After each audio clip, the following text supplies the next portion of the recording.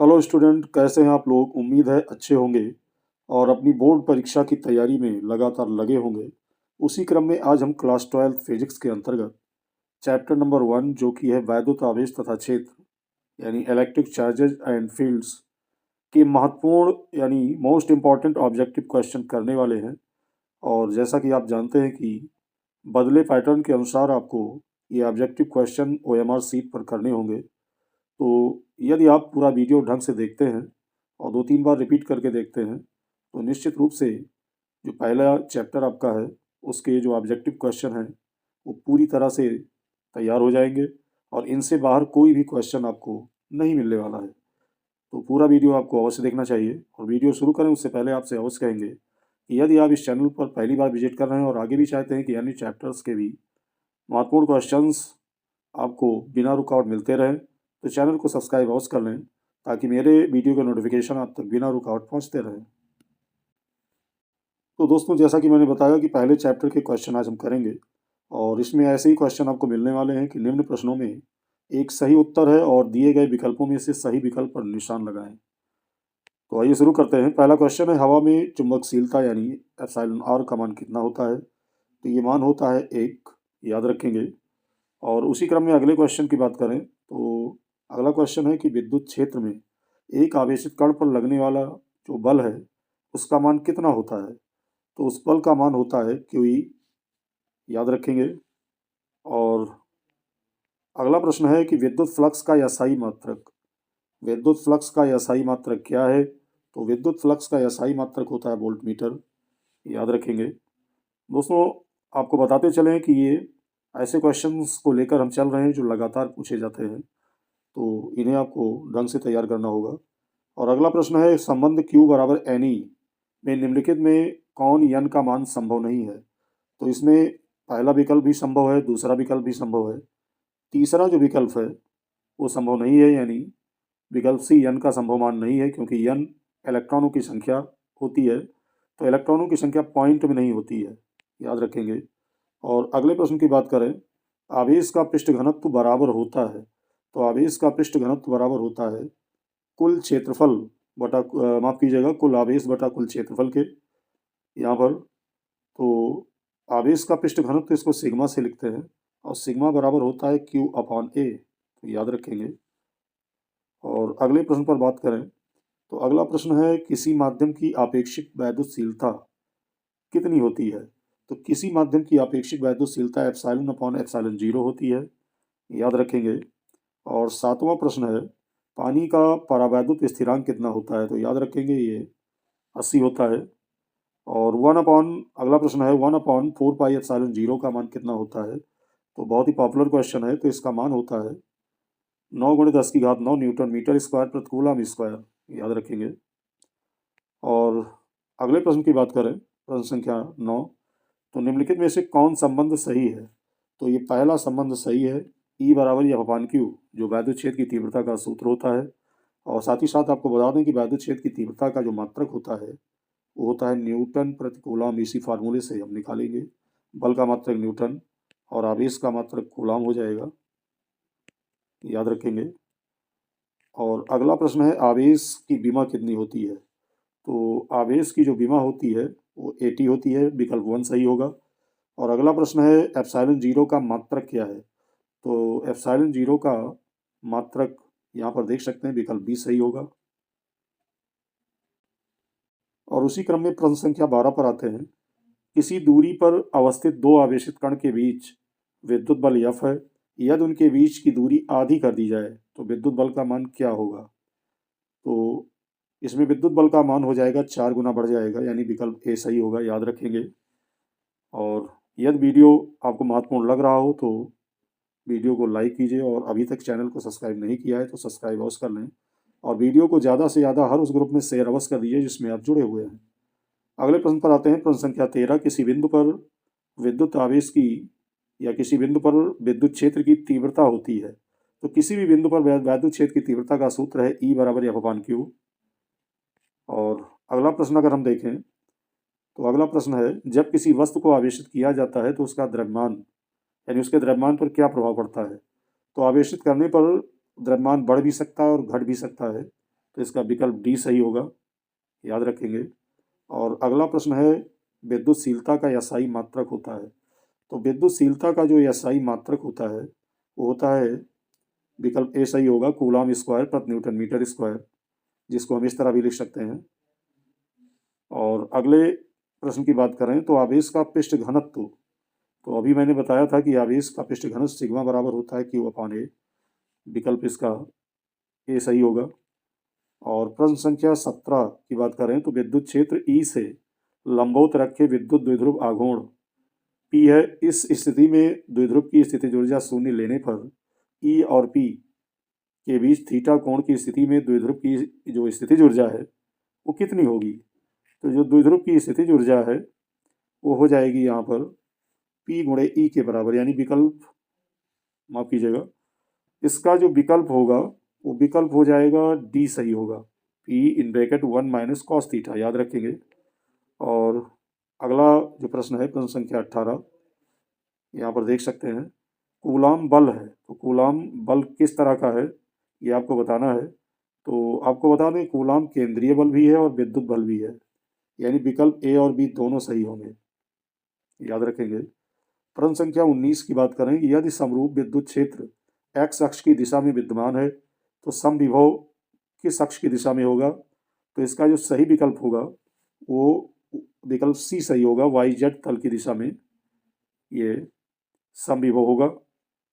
और प्रश्न संख्या 20 की बात करें तो विद्युत आवेश का क्वांटम ईएसयू मात्रक में आपको बताना है मान कितना होगा। तो इसका मान होता है 2.99 गुणे 10⁹, याद रखेंगे।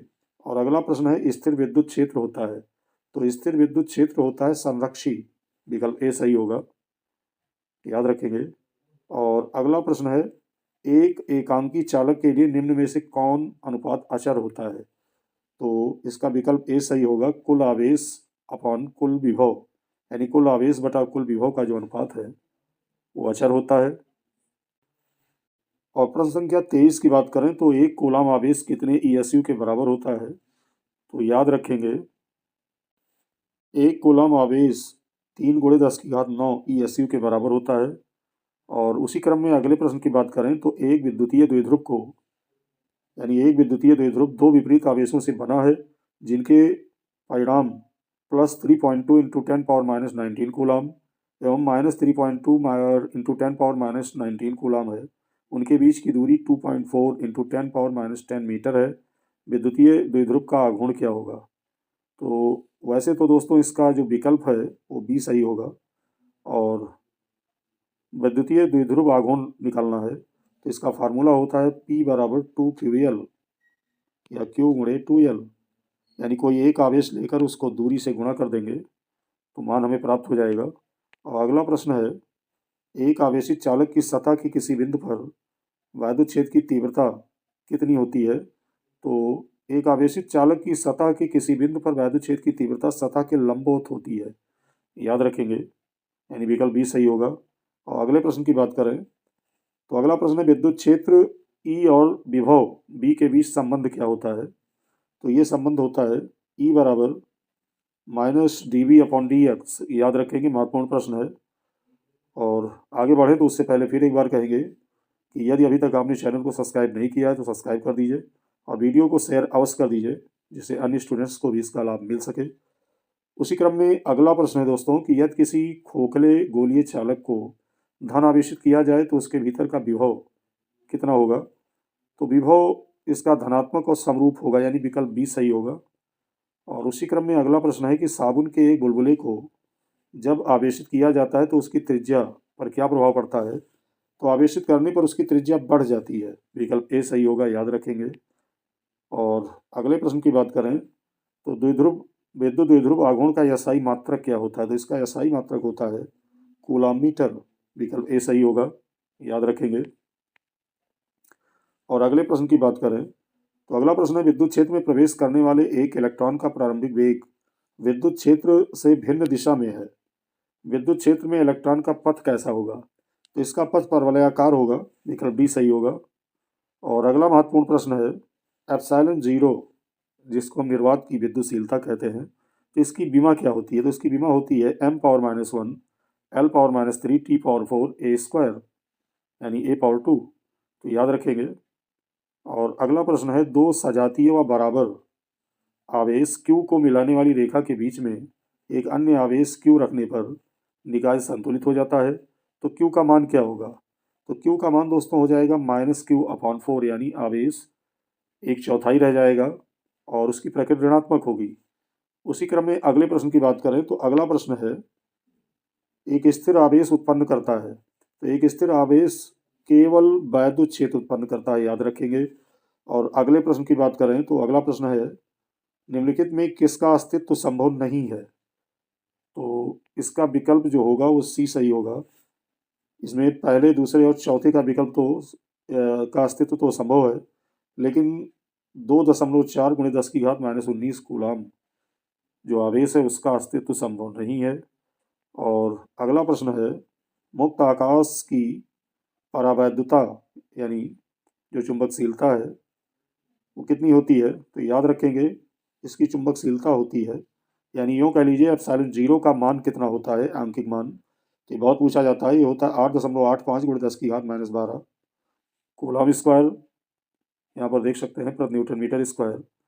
और अगला प्रश्न है कि यदि दो आवेशों के बीच की दूरी दुगनी कर दी जाए तो उनके बीच लगने वाला बल ये कितना हो जाएगा? तो इसका विकल्प सी सही होगा, यानी चौथाई रह जाएगा, याद रखेंगे। और अगला प्रश्न है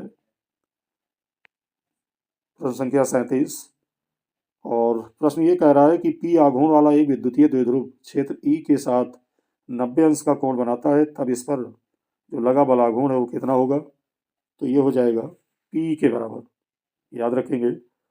और अगले प्रश्न की बात करें तो अगला प्रश्न है, ई तीव्रता के वैद्युत क्षेत्र में पी द्विध्रुव आघूर्ण वाले विद्युत द्विध्रुव पर लगने वाला बलाघूर्ण ये कितना होगा? तो बलाघूर्ण इसका होता है P × E, विकल्प ए सही होगा, याद रखेंगे। और अगले प्रश्न की बात करें तो अगला प्रश्न है, किसी विद्युत द्विध्रुव की अक्ष से r दूरी पर वैद्युत क्षेत्र की तीव्रता कितनी होती है? तो ये वैद्युत क्षेत्र की तीव्रता होती है E ∝ 1/r³, विकल्प डी सही होगा इसका।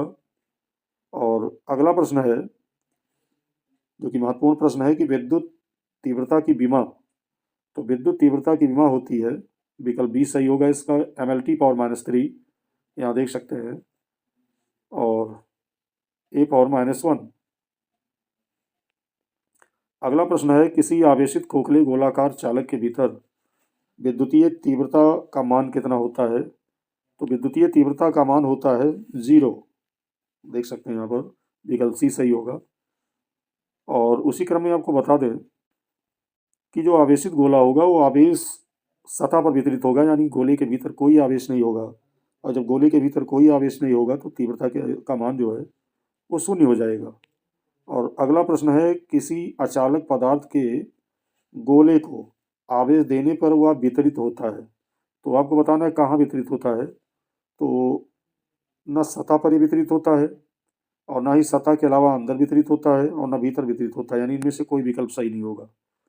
और अगले प्रश्न पर आए तो अगला प्रश्न है, किसी परावैद्युत का परावैद्युतांक यदि ε0 हो और उसमें दो बिंदु आवेशों के बीच क्रियाशील बल F हो, तो परावैद्युत को हटा लेने पर उन दोनों आवेशों के बीच क्रियाशील बल का मान क्या होगा? तो क्रियाशील बल का मान होगा ε0F, यानी विकल्प बी सही होगा।